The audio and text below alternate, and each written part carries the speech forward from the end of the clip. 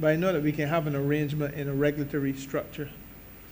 And I would need to take your advice as to whether that is possible. But if we can agree to that, then we would be able to move forward. Are there any members who continue to be troubled by this aspect of the legislation? No? Okay. So, Ms. Bell, if you've then taken all the necessary notes on that, please proceed. I can't remember where you were, but I do believe that you were still at part 3 or part 2. 4? Part 3? Yeah, part 3. Part 3 clause. Part 3 clause 5, I believe it is. All right, so good afternoon. So it is now to decide whether this concludes the concerns related to clause 5. Otherwise, we can move on to clause 6. That is a fair question. I should ask that. Are there any other concerns with respect to clause 5 before we go to clause 6? It seems as though you can go to clause 6. Thank you, Chair. So going on to clause 6, which deals with the vending license. So clause 1 basically deals with the form of the license that would be issued pursuant to clause 5.2, and that has to do with those vendors that will be not vending on the park, Esplanade, beach, etc. And that can be formed, the actual form can be found in part 2 of the first schedule. And you see the particulars that will be required from the licensee, namely the name, the gender, date of birth, national identification number. Could you pause there? You said gender, and in my little note to self, I have the same thing written down, but the thing actually says, the legislation says the sex of the licensee. So too does the schedule. Would it be advisable for us to just replace the word sex with gender? No? Further to that, can it not be taken out? Sure, because they don't see why you have to, a vendor has to be recognized by sex.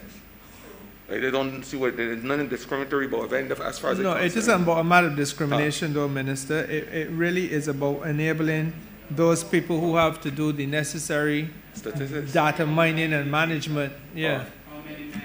How many men, how many women, how many of what age group, etc., etc.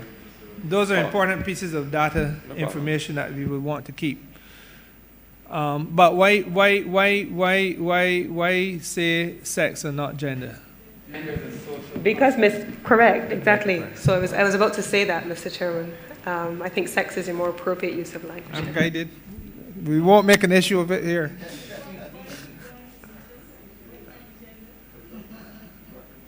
Gender apparently is more of a social construct. But we won't debate it now. We talk about that off the thing.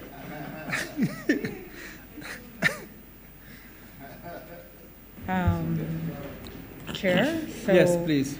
Right. So these particulars are also required in relation to the license that will be prepared in relation to the NCC, and that would be in part 4 of the first schedule. So in clause 2, they set out the same particulars. In both instances, the license then would be valid for 1 year, and there will be the payment of the relevant fee, and also just to point out that the license will not be transferable. So now the floor is open for comments. Thank you. Any comments on clause 6, colleagues? The applications will read virtually in para materia across the different ministries. Yes, Senator. Yes, quick question, Chair. I know that the government is contemplating a new national ID and a new format of same.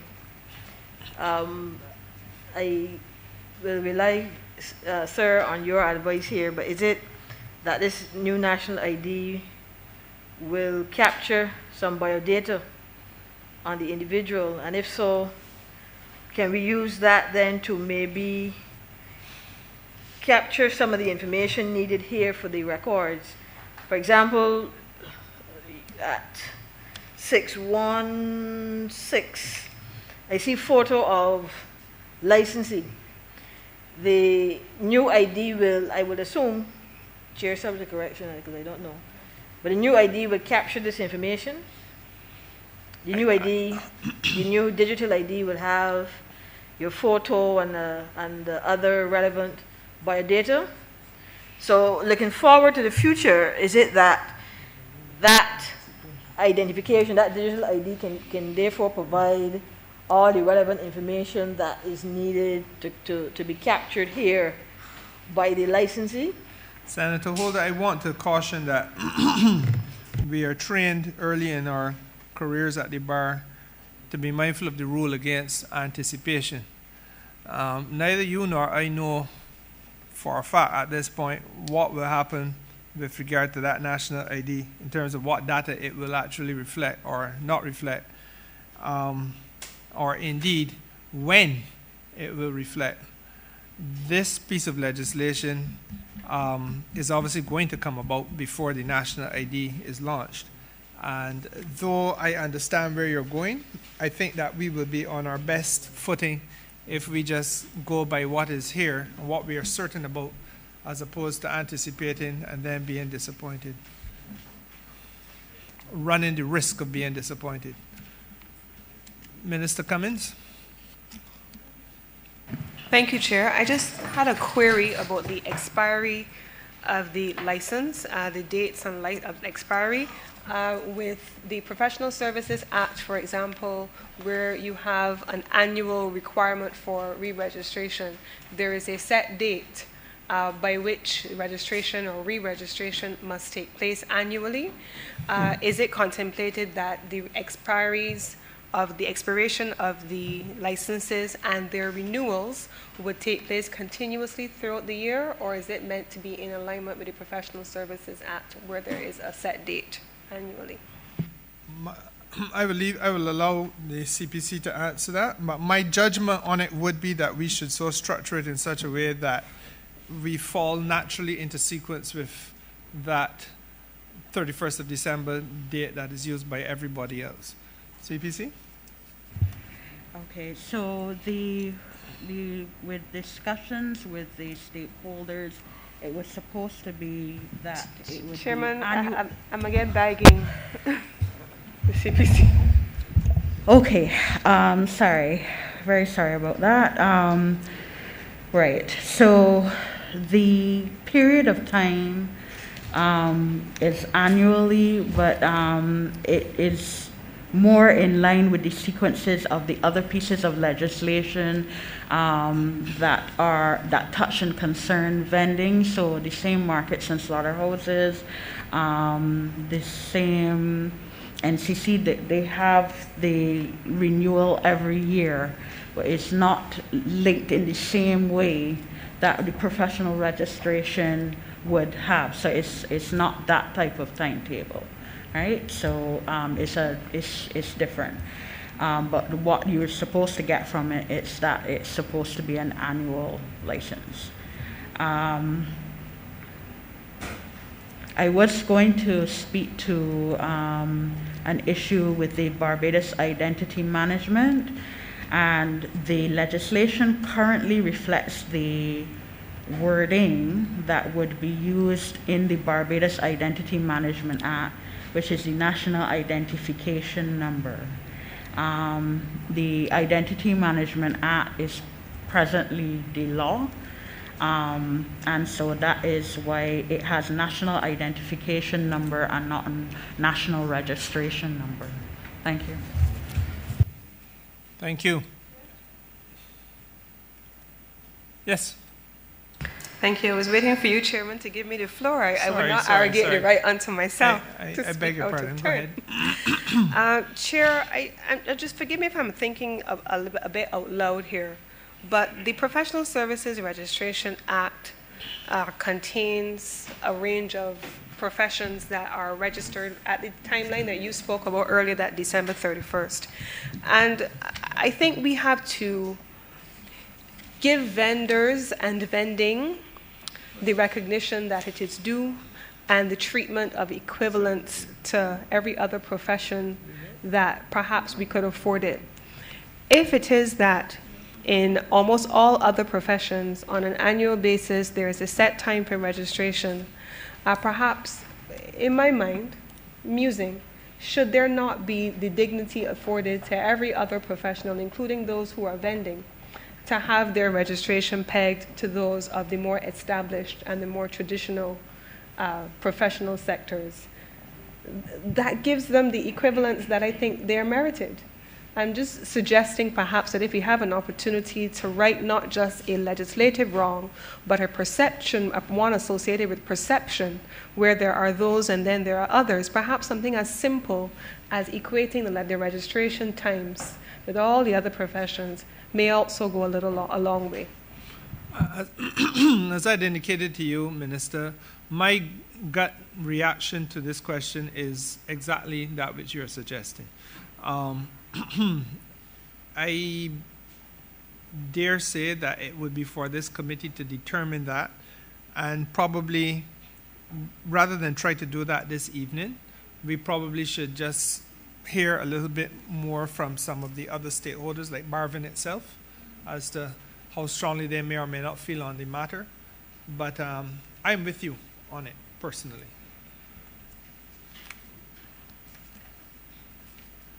Are there any other interventions which are sought at this stage? No? Senator Holder, you looked as though you were... No? Okay. Just the post-lunch look, sir. Fair enough. Now, Clause 7, Deputy Chief, please.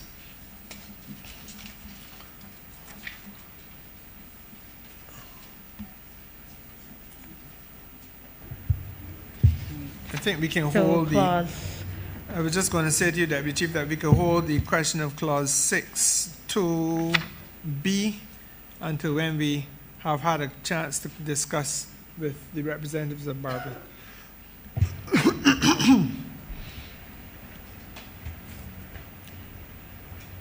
That's the part that speaks to the validity of the annual license, etc.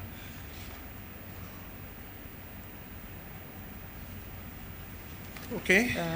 Clause 7. Right. Chair, relating to Clause 7, so this imposes an obligation on the Minister of Commerce to keep responsible for commerce to keep and maintain a register of vendors, and it will contain particular certain particulars, so the name, sex, the date of birth, so many of the indicators that would be similar to the license, and any other particulars required by the minister, and it would also have the terms and conditions of the license. As was indicated in the overview, it will be kept in electronic and physical form. Electronic form would be made available on a public website to be established by the ministry responsible for commerce. The physical form would then be available for inspection during the hours of the ministry. And then any information that is collated by the NCC pursuant to the earlier sections, the earlier clauses 5.3 and 6.2 will be shared with the minister for the purpose of assisting in the keeping and maintaining of the register. So just leaving it open for comments now. Thank you. Colleagues? Any issues with the register?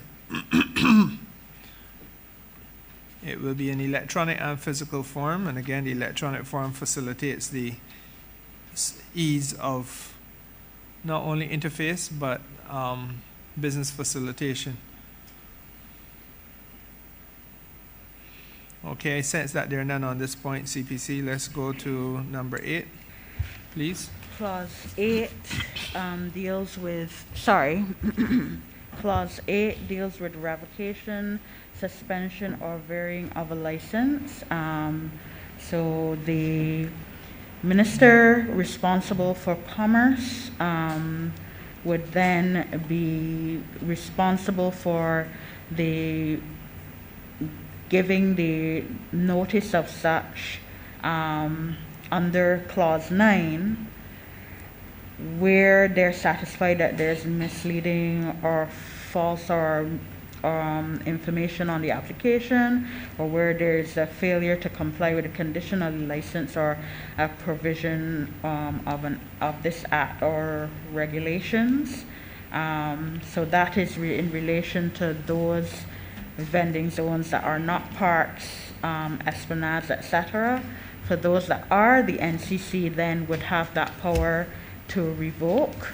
And then I would just link it to 9, which speaks about the notice and the fact that the notice requires that there would be in writing, and also that there would be a period of 14 days in relation to giving potential licensees the right to object. So that will be under both regimes. So that is clauses 8 and 9 respectively. Fine. Thank you. Floor is open, colleagues. This is really the first of that which will come to represent a body of rights given to vendors. The power to, not the power, the duty on the part of the minister to give notice to vendors. Mr. Chairman. You have the floor. Thank you very much. At section 9(1)(b) and 9(2)(b), my query through you to the CPC is relative to the 14 days after the date of receipt of the notice. Is it the standard that we refer to the date after receipt of notice or after giving of notice? Is it that we are suggesting that the recipient will acknowledge receipt of same, and where we put in the burden of proof? I would wish, sir, to invite comment and maybe suggest that we consider changing this, because I can easily say I received it 6 months from the time you sent it. Is it registered mail? So you would prefer to say 14 days after the date of notice? Instead of receipt of notice. Only problem there, though, is that I may date a letter 1st of October, but it may not leave my office until Friday. If you send it by registered mail, there must be a way, as you would often say, Chair, to find the balance. Now I understand where you're going. Deputy Chief, are there any views you have on this? This is not the first time we've done this in legislation. Chair, you can always try to change the wording, because at the end of the day, it is supposed to facilitate the vendor having the opportunity to, with the regulator, an objection to the notice. So it is whatever would serve their interests in the circumstances. So I'm open. So would you therefore recommend that you be given until when next we meet again to come up with a form of language that would adequately answer Senator Holder's concern? Yes, that would be preferable. Thank you. You're welcome. Senator Holder, you treat to it that way. Thank you, Chair. Any other concerns? Mr. Chair, if you object to a decision made by, if the licensee object to the decision that was made, the licensee object back to the same body or the same individual who already indicated that they're not approving the application? No, honorable member. We will come to that point at part 8 under appeals, whereby a person who is aggrieved by a decision of a minister will be entitled to go to the appellate tribunal, which is called the National Vending Appeals Tribunal. Okay, great. So that is what is happening here is the first level of redress. It's to give the functionary the capacity to make a decision that could be in favor of, rather than resorting then to the tribunal right away. So, and it's beginning to be it is beginning to be a trend in relation to making provision for redress. So, thank you. Any other requests for the floor at this juncture? No? Okay. Deputy Chief, clause. Yes, so Chair, we now go through to the regime that provides for occasional vending. And that will be in clauses 10 and 11. They basically have mirroring provisions except for who would be the regulator, but I just want to draw the attention of the meeting to the definition of occasional vending. So in clause 2, occasional vending means the offering for sale of merchandise or the rendering of services for the duration of a fair, farmers market, festival, carnival, or a cultural, entrepreneurial, religious, or recreational event only. So that the permit, now in the context of clauses 10 and 11, in clause 10, the person who is engaging in occasional vending in a place that is not a beach or esplanade, etc., they will be applying for a permit to operate, and it will be for the duration of the particular event.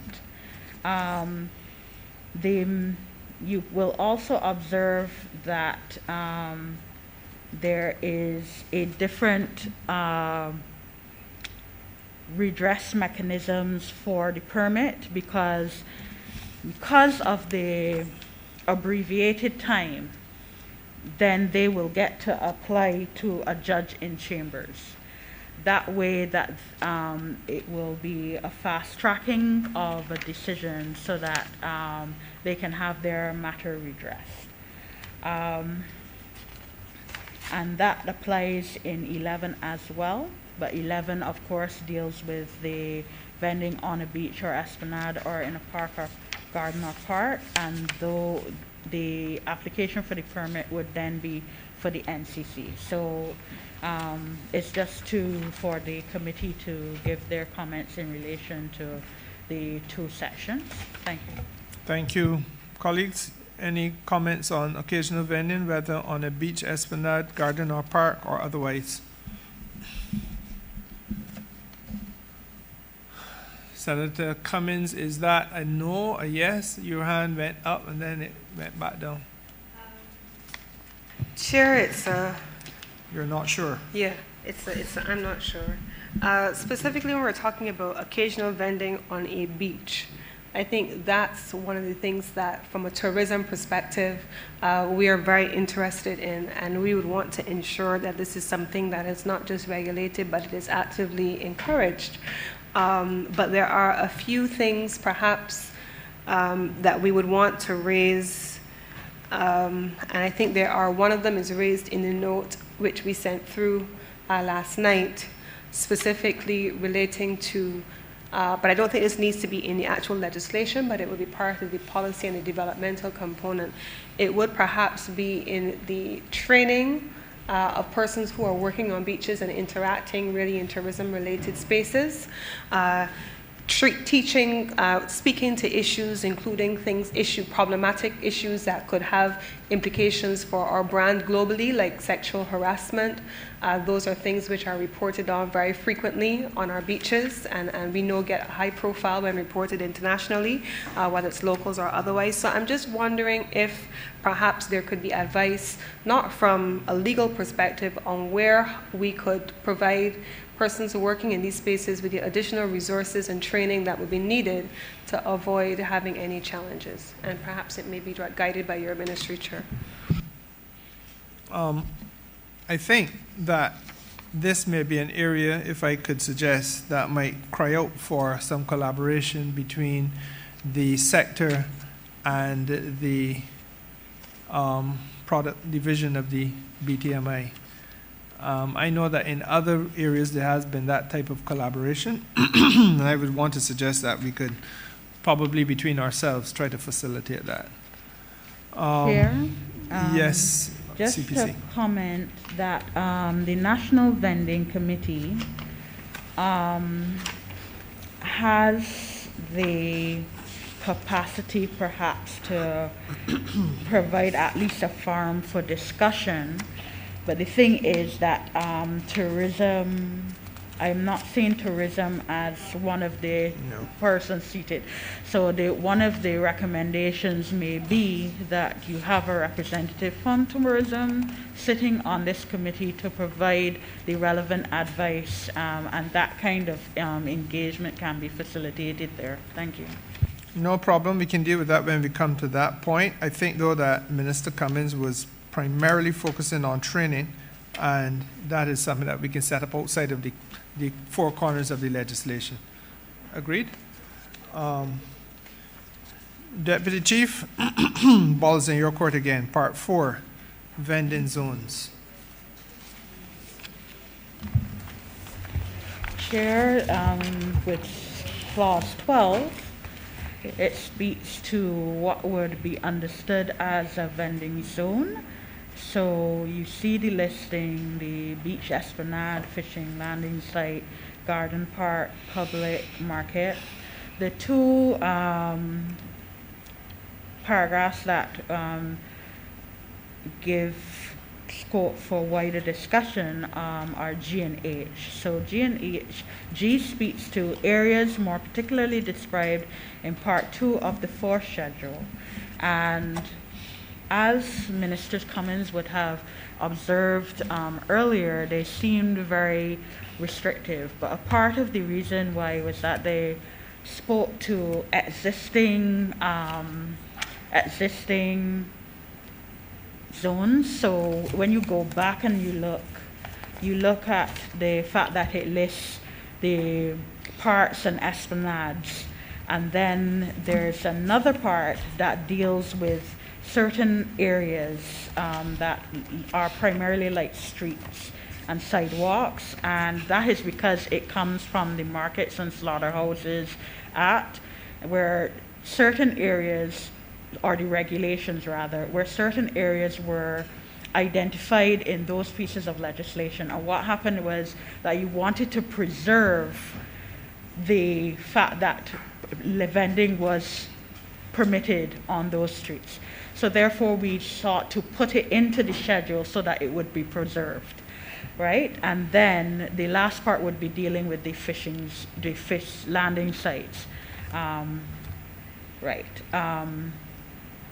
The H deals with the zones to be designated by the Minister on consultation with the National Vending Committee, and then this power is then spoken to in clause 13. And just to remind the committee that the parts of the schedules or the schedules may be amended by order. So clause 12, open for discussion. Thank you. Thank you. So, Leader of the opposition, you have the floor. There's a question as to, is Queen's Park omitted from here because it is captured in the vending zone areas outlined below? Part 2. Guide me, please.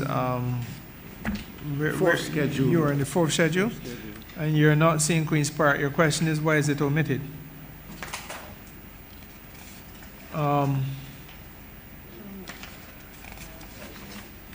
Chair?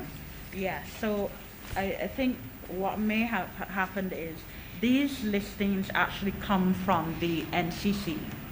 Right. So the thing is that Queen's Park can be included, but that's where what this listing is being informed by. Thank you. And further, Mr. Chair, the Ford Prescott Gardens is not included here either. I beg your pardon? The Ford Prescott Gardens. The Ford Prescott Gardens. The Prescott Ford Gardens. The Prescott Ford Gardens. And where might they be, please, Honorable Leader of the Waterford Opposition? bottom of the Belgavian Stadium Road. I see. Being a little bit mischievous, but the Botanical Garden. I think that, again, the doctrine of anticipation, against anticipation, raises its head. We will not go there until such gardens have been properly commissioned. Not commissioned as yet, no. I think there's still work going on there. It's a work in progress. Yeah. There's still a work in progress, Honorable Member. And I don't know that to the extent that there's a National Botanical Garden in existence, it has certainly not been named as the Honorable Member suggests. It's not named as I suggested, but Parliament is a place of precision, Honorable Member. it's not been commissioned, you say? We haven't provided money in this Parliament for the Botanical Gardens under the name of Botanical Gardens. It is work being done on the Botanical Gardens, sir. It is not yet a completed project. So yes, money has been voted for Botanical Gardens. For developmental work on the Botanical Garden. I beg your pardon, for the Botanical Gardens, not developmental work on the Botanical Garden. In the context of the vending zones. That's all, Mr. Chairman. I don't want to waste your time. I'm just giving Mr. Prescott a little bit of pressure here. Okay, so Minister Cummins. Chair, I do have a query. It's in part 2 of the schedule. It speaks to the description of the vending zones, and it has a range of them there, and then you have the fish landing sites. And this is the fourth schedule, CPC. And then the section 12H of the legislation, which gives the minister the authority to designate a zone in consultation with the National Committee. So the lady who is in superlative in St. George, who has a roadside facility or in Lower Estate and so on, is it that the committee along with the ministry will then undertake an audit of where people are located outside of the designated spaces listed in the fourth schedule, and then designate those things that have been established almost as laybys as vending zones? Is that what the process is at this stage, Chair? So that those persons are incorporated? I think that it can be done that way. There are perhaps a number of ways, as you indicate. There could be an audit done. Equally, I believe there are recommendations which have already been made, some from your ministry, as to how vending zones could be expanded. And as I had indicated already, I propose upon this matter, if this matter passes Parliament, I would wish then to write to every member of Parliament to secure from them recommendations with respect to their constituencies. I think that once we accept, and I hope we do, that there is going to be a broad and facilitative approach to the creation of zones for people to vend in Barbados, then every effort must be made from whatever angle in order to expand the zones. At least that's my position. Are there any other interventions sought at this stage? If not, Deputy Chief, the floor is yours. Right, so clause 13 empowers the minister on consultation with the National Vending Committee to, by order, designate a vending zone for the purposes of this act. So it is a very wide clause to give enough flexibility for For the whatever minister zone to he has to make. take on board advice from all sources, act on his own initiative, consult with the vending committee, and expand these zones. Yes? Well, not acting on his own initiative, but on consultation with Yes. the vending committee. So that I have to just stick a pin there. I don't know whether there are comments in this, but I will open the floor to them. Colleagues, nothing from 13? Okay. Okay, onward to clause 14. So this clause makes provision for the understanding that the National Conservation Commission will be responsible for the management and operation of the vending zone. The vending zones that are beaches, esplanades, gardens, or parks.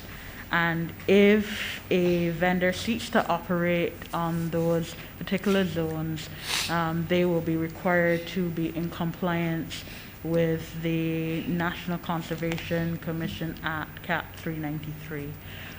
Any comments? There seem to be none. You may proceed. Clause In- 15. In relation to clause 15, speaking to different zones now. Clause 15.1 speaks to the manager of markets as being responsible for the public market that is not a fish market.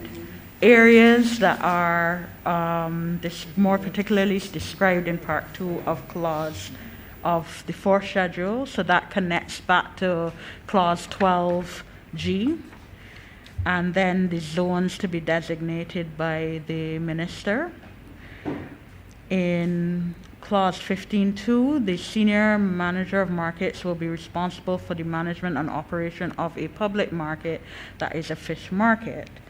And in clause 15.3, there is provision for the minister responsible for fisheries to be responsible for the management and operation of fish landing sites. Now, fish landing site, as referred to in section clause 2, is defined by relating back to the 4th schedule, and the fish landing sites are listed.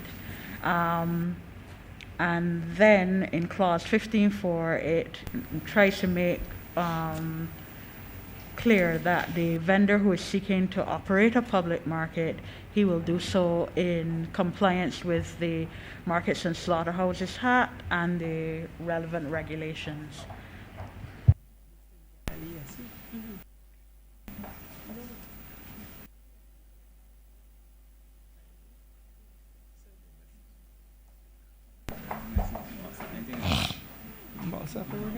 Oh, yeah. You may have to call. Minister Cummins, you may have to call, because I think the WhatsApp system is not functioning. Colleagues, are there any requests for the floor at this stage with respect to clause 15? I sense that there are none. You may proceed, Deputy Chief. Clause 16 is a prohibition clause that indicates that a person who vends outside of the vending zone, that they will be subject to an admin penalty. Any objections? Thanks. Okay. No objections are taken to clause 16. So there we go to part 5, rights and obligations of vendors. This is perhaps one of the most pithy aspects of the bill. Clause 17 You may begin, Deputy Chief. This Pause. one. Please. Sorry. I not only provision, this word vending. This is language now. This word vending seems to be as poisonous to the psyche as imbeciles and disabled people and squatters and so on. It is worrying me, and I feel that we're coming up with a new vision on how we believe we should move forward. In the transition period, you don't believe that we can upset vending as micro businesses? You don't believe that? Vending is a micro business. Yeah.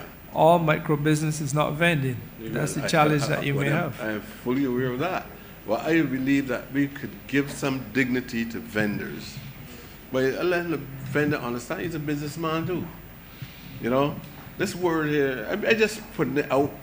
That I would hope that in the future, people who shape the legislation will take things like that into consideration. Because whenever you think about a vendor, you seem to hold a bad a perception. So right away things come into the minds of officers and policymakers and everything. I go investigate this man. He likely to be get involved in PD larceny.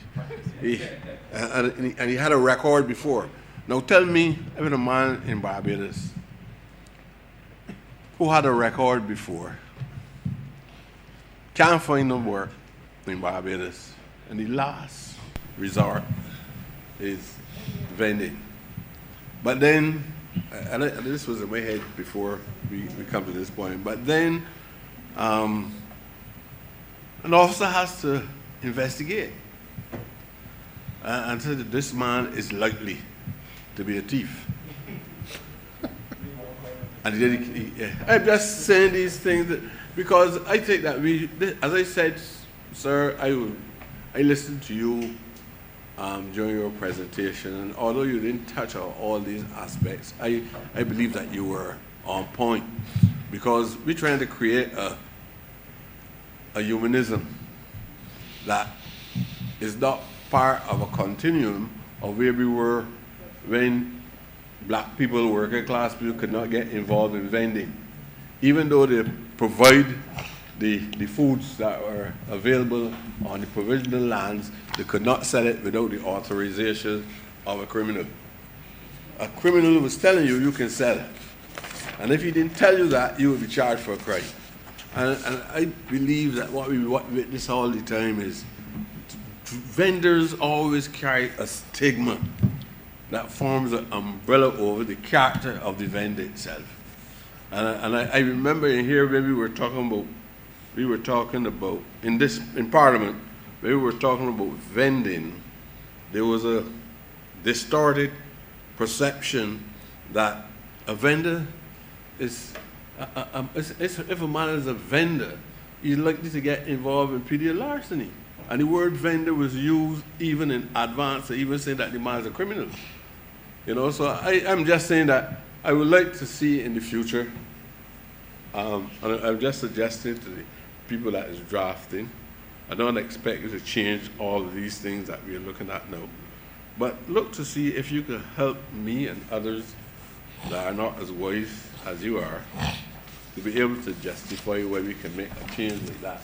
And let us just start off seeing these people as business people and don't be subject to all these investigations even before I get a license. That's my concern. or unless they want the country to provide work for attorneys at law. Honorable member, sorry. I view what you said with a heavy dose of sobriety.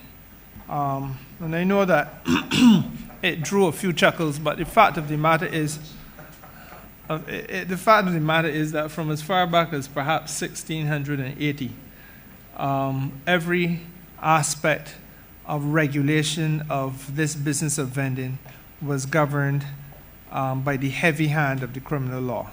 That is an inescapable historical reality.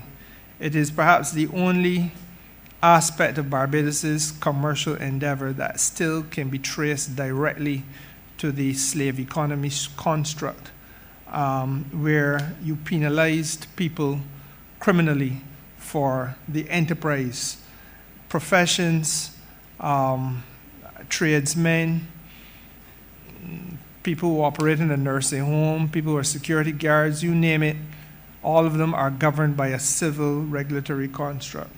And the consequences of this are seen in the difficulty of a vendor getting a reference letter, character reference, because of some collision he or she may have had with a police officer while he is in the course of the conduct of his business. It has a consequential effect for those people who may want to travel, get a visa, etc. You want to go into a different form of employment or go into a different form of occupation rather than going to employment. You can't get a job letter. All of those are realities. So I take the point you're making. I am not sure that we can do an adjustment to the title of the legislation or to the name given to the occupation. Mr. Cumberbatch, you're a policy advisor. Please help if you can. I think what Mr. Prescott is speaking to here is part of the whole legacy of vending. And I would want to quote Professor Beckles, quoting the policy, who reminded us as early as the 1600s. He says that the history and practice painted vendors as a problem and the first resistors to social policy that sought to exclude the black population from meaningful commerce.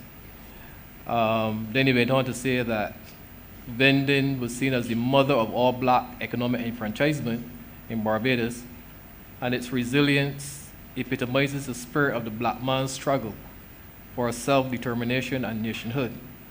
And then Ambassador David Commission, speaking to the works of Hilary Beckles, Professor Beckles, noted that as a result of its history, vending seemed to have inherited a legacy of stigmatization. So whenever we hear vending, and I'm not surprised that it comes up in this discussion, we ourselves seem to see vending as something negative. But vending was always something that was positive, and it was on the backs of the vendors that we are here today and can make the type of contributions that we can make today. So we must not be afraid of the term vending, because it is the enslavers that painted vending in that light. But it was always something positive to help persons in terms of the upward social mobility from way back in the 1600s. So let us embrace it. And if we speak to the president of Barbin, the president of Barbin is always proud to be associated with vendors. It is really about entrepreneurship. Yeah, I quite agree with that. But when vending is attached to people at the lower scale, it has the admission by Beckles and supported by what Commissar is saying, tells you that a stigma affects a group, a race of people in a meaningful way. So it is very difficult for you to tell me that a matter that emerged in a negative light from the 17th century, and now the men of wisdom who was fortunate to be exposed to education, still wrestling with it. Not if you're buying a piece of land and a man selling your land, you don't even study he as a vendor, you know? But when it comes to people selling the provisions and the fruit, there's a view. Before you start the discussion, there's a view, a construct of this man being here. I don't want to use the term because I know that when you try to deal with issues of this kind, people that educate in a specific way can come to the conclusion that you're saying that vendors is not worthy of becoming businessmen. But I'm saying let us, at some point, use the same terms in commerce, in business, that we use for man who's selling gold chains in town, or people who selling clothing in town, and probably the worth of the materials available is less than what the vendor's selling, right? This supermarket has got a whole long shelf and freezers and everything full of the same merchandise, but the man that owns the supermarket is a businessman, an entrepreneur, he involved in commerce. You know? A vendor, I still feel that. I'm not saying we would change it here now, but I believe that is a matter, sir, that as you look at it, a matter that we should put on the table as we seek to modernize the acts, of Parliament. Because we have to change some things, and I just want to put it on the table. I'm not suggesting that what is done here was absolutely wrong, but I'm just saying it is something that we should consider. Mr. Chair, I think we should note as well that within the ministry, we tend to refer to the vending community as vending entrepreneurs, because in truth and in fact, they are entrepreneurs. And that's how we seek to position them as well. Honorable member, as I said, I take with a certain measure of sobriety those things that you have said. I am inclined to reflect on the terminology.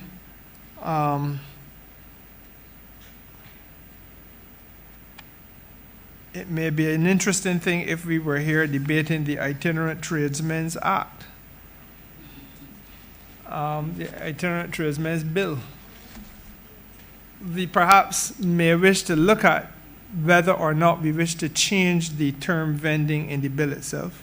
And that is not outside of the scope of this committee's remit, as I understand it. What we do have to do, however, is to pause. And while we pause, we can reflect on the merits of what the Honourable Member for St. Michael East has said. The reason why we have to pause is because we've come to 3:15. And that was the time set for the suspension this evening. Added to that is the danger of going much further, because there are some members of the committee who've already had to leave to go to a meeting with the Prime Minister. And I believe there are still, there's at least one other who must leave us shortly in that regard. What I would want to do, colleagues, is to propose that we reconvene on Friday morning. I am open to doing so at as early an hour as 9, but I am told that that might place a stretch on some honorable members, and that the preference would be 10. And as I look around, I am sensing that 10 is in fact the preference. So if we can begin at 10, I can make arrangements with the clerk of the house to have lunch again, and we could aim at going on until Friday afternoon at this time. That is the mind of the chair. Is it so agreed? I'm not hearing any dissenting voice, so I use my discretion to say yes. It's agreed. So we will suspend at this point, and we will then reconvene. And then we reconvene on Friday morning at 10 a.m. Ms. Bell, at that point, you will be able to go through from part 5, please, until part. Suspend and continue. Sorry? Suspend and continue. Yeah, we suspend and continue. And my ambition, Ms. Bell, because I don't know that the schedules are sufficiently taxing as to delay us, so my ambition would be that we go from part 5 through to the end of the bill on Friday, with a view on Monday morning at 10 o'clock to, I gave the lead of the opposition an undertaking that this committee would work. And therefore, Monday morning, that's where my mind is at. We will have the beginning of evidence from the Barbados, Barvin, the Association of, Entrepreneurs. So please begin the process of reaching out to them. Okay, colleagues? I would ask that everybody stay safe. You have an idea of where it is that we want to go and how fast we want to get there. I'm obliged.